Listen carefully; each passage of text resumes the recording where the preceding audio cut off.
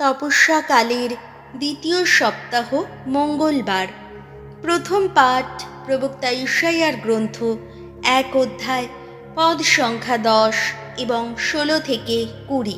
কোথায় ন্যায়ের পথ তারই খোঁজ করো। শোনো সদমের শাসকেরা, ভগবানের বাণী শোনো। শোনো গমরার মানুষেরা, আমাদের ঈশ্বরের শিক্ষা বাণী কান পেতেই শোনো। স্বয়ং ভগবান এই কথা বলছেন। সব ধুয়ে ফেলো, নিজেদের নির্মল করে তোলো। তোমাদের ওই যত অপকর্ম আমাকে আর যেন দেখতে না হয়। তোমরা অসৎ কাজ করো না, বরং সৎ কাজ করতেই শেখো। কোথায় ন্যায়ের পথ তারই খোঁজ করো। নিপীড়ককে উচিত শিক্ষা দাও। তোমরা অনাথকে তার ন্যায্য অধিকার দাও। বিধবার পক্ষ সমর্থন করো। ভগবান আরও বলছেন, এসো বরং ব্যাপারটা নিয়ে কথা বলা যাক। জেনে রাখো, তোমাদের পাপ যদি সিঁদুরে লালও হয়, তা কিন্তু শুভ্র হয়ে উঠবে তুষারেরই মতো। তেমনি যদি রক্ত লালও হয়, তা কিন্তু হয়ে উঠবে পশমেরই মতো। তোমরা যদি আমার কথা মানতে রাজি হও, তাহলে এই পৃথিবীতে সেরা যা কিছু জন্মায় তোমরা তাই খেতে পাবে। কিন্তু যদি রাজি নাই হও, যদি তোমরা অবাধ্যই হও, তাহলে খড়গের মুখে পড়ে মরবেই তোমরা। ভগবান নিজেই এ কথা বলছেন। প্রভুর বাণী, শাম সঙ্গীত ধুয়ো।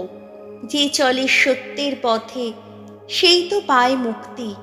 তোমার বলিদানের জন্যে তোমায় যে দোষী করছি আমি, তা নয়, তা নয়। তোমার ওইসব পূর্ণাহুতির বলি তো নিয়তই আমার কাছে নিবেদিত হয় না। তোমার গোয়াল থেকে একটিও বৃষ দাবি করি না আমি। তোমার বাথান থেকে কোনো ছাগও দাবি করি না। ধুয়ো। যে চলে সত্যের পথে সেই তো পায় মুক্তি। আমার বিধি বিধান তুমি আবৃত্তি করো কোন অধিকারে? আমার সন্ধির কথা বলো কোন অধিকারে মুখে আনো তুমি? তুমি তো ঘৃণাই করো নিয়মের শাসন। আমার বাণী তাও তো তুচ্ছ করো তুমি। ধুয়ো। যে চলে সত্যের পথে সেই তো পায় মুক্তি। এই তো তোমার আচরণ। আর আমি কি তবুও থাকবো নীরব? তুমি কি মনে করো আমি তোমারই মতো? স্তুতিযোগ্য যে করে নিবেদন, সেই তো আমায় যোগ্য সম্মান জানায়। যে মানুষ এগিয়ে চলে সত্যেরই পথে, ঈশ্বরের ত্রাণ কীর্তি দেখাবো তাকেই। ধুয়ো। যে চলে সত্যের পথে সেই তো পায় মুক্তি। বাণী বন্দনা। প্রভু যীশু, শাশ্বত ঈশ্বরের অমেয় প্রজ্ঞা, ধন্য তুমি। তোমরা দূরে ফেলে দাও তোমাদের যত পাপের ভার। এক নতুন মন, নতুন প্রাণ গড়ে তোলো আজ নিজেদের অন্তরে। মথি রচিত মঙ্গল সমাচার 23 অধ্যায় পদ সংখ্যা 1 থেকে 12। ফরিসিদের ভণ্ডামি, তারা বলে একরকম, করে আর একরকম। যিশু একদিন ভিড় করা লোকদের ও তার শিষ্যদের লক্ষ্য করে এই কথা বললেন। শাস্ত্রীরা ও ফরিসিরা স্বয়ং মসির আসনেই বসে আছেন। কাজেই তারা তোমাদের যা কিছু করতে বলেন তোমরা তাই করো, তাদের কথা মতোই চলো।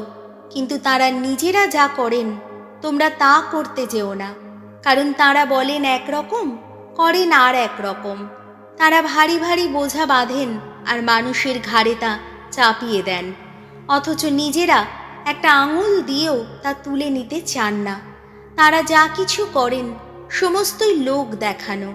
শাস্ত্রবাণীতে ভরা তাদের যত কবচগুলো তারা শুধু ফাঁপিয়েই তোলেন, আর নিজেদের কাপড়ের ঝালর তারা লম্বাই করেন। তারা তো ভোজ সভায় সম্মানের স্থান আর সমাজগৃহে সামনের আসন পেতে ভালোবাসেন, আর ভালোবাসেন হাটে বাজারে মানুষের সশ্রদ্ধ অভিবাদন পেতে এবং তাদের মুখে গুরু সম্বোধন শুনতে। তোমরা কিন্তু নিজেদের গুরু বলে ডাকতে দিও না, কারণ তোমাদের গুরু বলতে একজনই আছেন, আর তোমরা সকলেই পরস্পরের ভাই। এই পৃথিবীতে কাউকে তোমাদের পিতা বলেও ডেকো না, কারণ তোমাদের পিতা বলতে সে একজনই আছেন, যিনি রয়েছেন স্বর্গলোকে। তোমরা নিজেদের আচার্য বলেও ডাকতে দিও না, কারণ তোমাদের আচার্য বলতে একজনই আছেন, স্বয়ং যিশু। তোমাদের মধ্যে যে সবচেয়ে বড়, তাকে হতে হবে তোমাদের সেবক। যে নিজেকে বড় করে, তাকে ছোটই করা হবে, আর যে নিজেকে ছোট করে, তাকে করা হবে বড়। প্রভু যিশুর মঙ্গল সমাচার।